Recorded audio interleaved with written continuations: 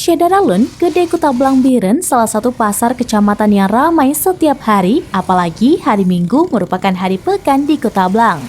Sejak awal puasa Ramadan 1444 Hijriah atau 2023 Masehi, puluhan pedagang menjajakan makanan dan minuman berbuka di kawasan Gede Kutablang.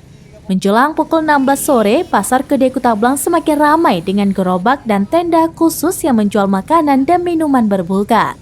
Salah satu minuman khas adalah rujak manis Pak Guru yang sudah dikenal luas. Rujak manis yang hari-hari biasa menjadi ingatan warga sehingga ketika bulan Ramadan masih sangat diminati dan menjadi pilihan utama pengunjung Kutablang. Selain itu, ada es campur Kutablang, es teler atau es sangkis untuk tambahan menu takjil berbuka.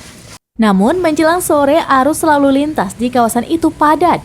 Dibutuhkan kesabaran dan kehati-hatian saat memarkirkan kendaraan atau menyeberang jalan agar terhindar dari kecelakaan lalu lintas. Dari Biren, Yusmandin Idris, Ramines.com.